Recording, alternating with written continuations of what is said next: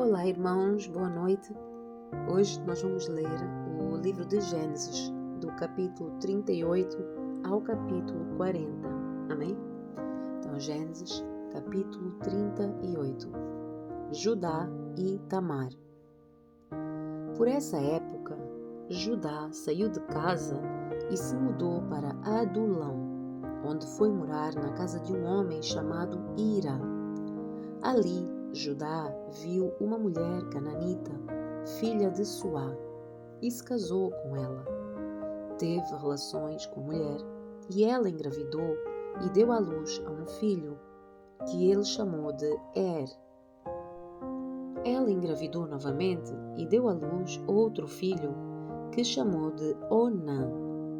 Quando estavam morando em Quezibe, ela deu à luz o terceiro filho, e o chamou de Selá.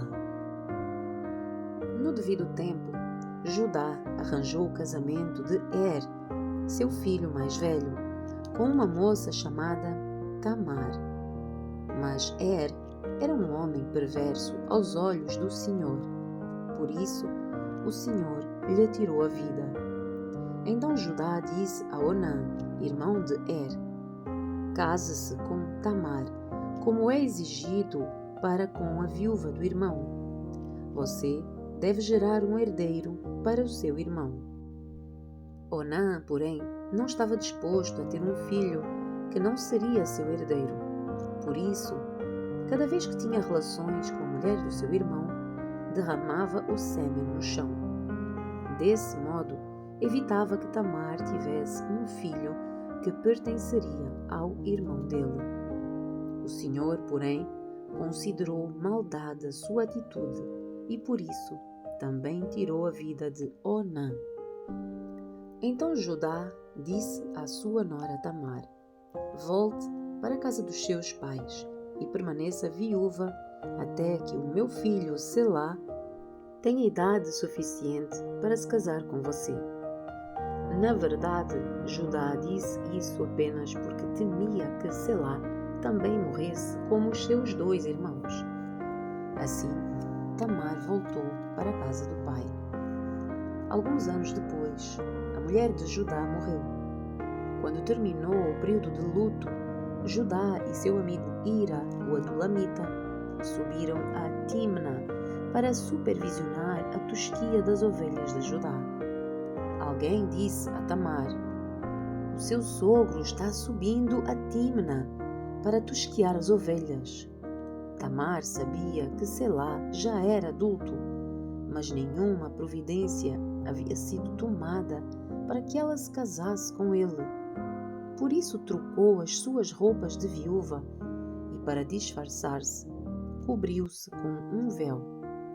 Depois foi sentar-se junto à entrada da vila de Enaim, no caminho para Timna. Judá a viu e pensou que fosse uma prostituta, pois ela estava com o rosto coberto. Ele parou à beira da estrada e, sem saber que era sua própria nora, disse: quero me deitar com você. Quanto você me pagará para deitar-se comigo? Perguntou Tamar. Eu lhe mandarei um cabrito do meu rebanho, prometeu Judá. Mas o que me dá como garantia de que me mandará o cabrito? Perguntou ela. Que tipo de garantia você quer? Replicou ele. Ela disse: deixe comigo o seu selo pessoal, junto com o cordão dele e o cajado que você está a segurar. Judá entregou os objetos. Depois teve relações com Tamar e ela engravidou. Em seguida, Tamar voltou para casa, tirou o véu e tornou a vestir as roupas de viúva como de costume. Mais tarde, Judá pediu que o seu amigo Hira, o adulamita, levasse o cabrito para a mulher e pegasse de volta as coisas que ele havia deixado como garantia. Hira, porém, não conseguiu encontrá-la. Perguntou aos homens que moravam lá: onde posso encontrar a prostituta do templo que estava sentada junto à entrada de Enaim? Aqui nunca houve uma prostituta do templo, responderam eles. Então, Ira voltou para onde Judá estava e lhe disse: Não consegui encontrá-la em lugar nenhum. E os homens da vila disseram que lá nunca houve uma prostituta do templo. Que ela fique com as minhas coisas, disse Judá. Mandei o cabrito como tínhamos combinado, mas você não a encontrou. Se voltássemos para procurá-la, o povo da vila zombaria de nós. Uns 3 meses depois, disseram a Judá: Sua nora, Tamar, se comportou como prostituta e por isso está grávida. Judá ordenou: Tragam-na para fora e queimem-na. Quando a estavam tirando de casa para matá-la, ela enviou a seguinte mensagem ao seu sogro: Estou grávida do homem que é dono destes objetos. Olhe com atenção de quem são este selo, este cordão e este cajado. Judá os reconheceu de imediato e disse: Ela é mais justa que eu, pois não tomei as providências para que ela se casasse com o meu filho Selá. E Judá nunca mais teve relações com Tamar. Quando chegou a época de Tamar dar à luz, descobriu que teria gêmeos. Durante o trabalho de parto, um dos bebés pôs a mão para fora. A parteira segurou a mão do bebê, amarrou um fio vermelho no pulso e anunciou: Este saiu primeiro. O bebê, porém, recolheu a mão e o seu irmão saiu. Então a parteira disse: Como você conseguiu sair primeiro? Por isso, ele recebeu o nome de Perez. Logo depois, o bebê com o fio vermelho no pulso nasceu e recebeu o nome de Zerá. Capítulo 39. José na casa de Potifar. Quando José foi levado para o Egito pelos negociantes ismaelitas, eles o venderam a Potifar, um oficial egípcio. Potifar era capitão da guarda do faraó, o rei do Egito. O Senhor estava com José, por isso ele era bem-sucedido em tudo o que fazia no serviço da casa do seu senhor egípcio. Potifar percebeu que o Senhor estava com José e lhe dava sucesso em tudo o que ele fazia. Satisfeito com isso, nomeou José seu assistente pessoal e o encarregou de toda a sua casa e de todos os seus bens. A partir do dia em que José foi encarregado de toda a casa e de todas as propriedades de Potifar, o Senhor começou a abençoar a casa do egípcio por causa de José. Tudo corria bem na casa e as plantações e os animais prosperavam. Assim Potifar entregou tudo o que possuía aos cuidados de José e, tendo-o como administrador, não se preocupava com nada, exceto com o que iria comer. José era um rapaz muito bonito, de bela aparência, e logo a esposa de Potifar começou a olhar para ele com desejo. Venha e deite-se comigo, ordenou ela. José recusou e disse: Meu senhor me confiou todos os bens da sua casa e não precisa se preocupar com nada. Ninguém aqui tem mais autoridade que eu. Ele não me negou coisa alguma, exceto a senhora, pois é mulher dele. Como poderia eu cometer tamanha maldade? Estaria pecando contra Deus. A mulher continuava a assediar José diariamente, mas ele se recusava a deitar-se com ela. Certo dia, porém, quando José entrou para fazer o seu trabalho, não havia mais ninguém na casa. Ela se aproximou, agarrou-o pelo manto e exigiu: Venha e deite-se comigo. José se desvencilhou e fugiu da casa, mas o manto ficou na mão da mulher. Quando ela viu que José tinha fugido, mas que o manto havia ficado na mão dela, chamou os seus servos. Vejam, disse ela, meu marido trouxe este escravo hebreu para nos fazer de bobos. Ele entrou no meu quarto para me violentar, mas eu gritei.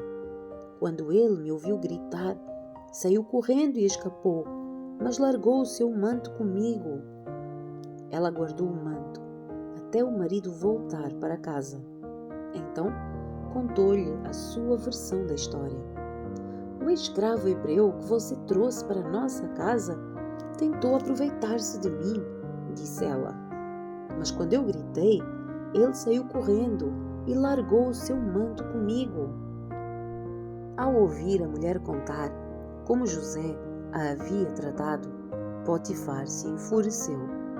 Pegou José e o lançou na prisão, onde ficavam os prisioneiros do rei, e ali José permaneceu. Mas o Senhor estava com ele na prisão e o tratou com bondade. Fez José conquistar a simpatia do carcereiro, que em pouco tempo encarregou José de todos os outros presos e de todas as tarefas da prisão. O carcereiro não precisava mais se preocupar com nada, pois José cuidava de tudo. O Senhor estava com ele e lhe dava sucesso em tudo o que ele fazia. Capítulo 40. José interpreta o sonho de 2 prisioneiros. Algum tempo depois, o chefe dos copeiros e o chefe dos padeiros do faraó ofenderam seu senhor, o rei do Egito. O faraó se enfureceu com os 2 oficiais e os mandou para a prisão, onde José estava, no palácio do capitão da guarda. Eles ficaram presos por um bom tempo e o capitão da guarda os colocou sob a responsabilidade de José para que cuidasse deles. Certa noite, enquanto estavam presos, o copeiro e o padeiro tiveram cada um sonho, e cada sonho tinha o seu significado. Quando José os viu no dia seguinte, notou que os 2 estavam perturbados e perguntou: "Por que vocês estão preocupados?" Eles responderam: "Esta noite nós tivemos sonhos, mas ninguém sabe nos dizer o que significam." "A interpretação dos sonhos vem de Deus", disse José. "Contem-me o que sonharam." O chefe dos copeiros foi o primeiro a relatar o seu sonho a José. "Em meu sonho, vi na minha frente uma videira", disse ele. Havia 3 ramos que começaram a brotar e florescer, e em pouco tempo produziram cachos de uvas. Eu tinha na mão o copo do faraó. Tomei um dos cachos de uva, espremi o sumo na taça e a coloquei na mão do faraó. José disse: "Este é o significado do sonho. Os 3 ramos representam 3 dias. Dentro de 3 dias, o faraó o elevará de volta ao seu cargo de chefe dos copeiros. Quando a situação estiver bem para você, peço que se lembre de mim. Fale de mim ao faraó para que ele me tire deste lugar, pois fui trazido à força da minha terra natal, a terra dos hebreus, e agora estou nesta prisão, onde fui lançado sem motivo justo." Ao ouvir a interpretação favorável de José para o primeiro sonho, o chefe dos padeiros lhe disse: "Também tive um sonho. Nele havia 3 cestos de pães brancos empilhados sobre a minha cabeça. No cesto de cima havia pães e doces de todo tipo para o faraó, mas as aves vieram e comeram do cesto que estava sobre a minha cabeça." José lhe disse: "Este é o significado do sonho. Os 3 cestos também representam 3 dias. Dentro de 3 dias, o faraó pendurará a sua cabeça em um poste e as aves comerão a sua carne. 3 dias depois, era o aniversário do faraó e ele preparou um banquete para todos os seus oficiais e funcionários. Convocou o chefe dos copeiros e o chefe dos padeiros para comparecerem à festa. Ele levou o chefe dos copeiros de volta ao seu cargo para que voltasse a entregar o copo ao faraó. Quanto ao chefe dos padeiros, mandou enforcá-lo, tal como José havia previsto ao interpretar o sonho dele. O chefe dos copeiros, porém, se esqueceu completamente de José e não pensou mais nele.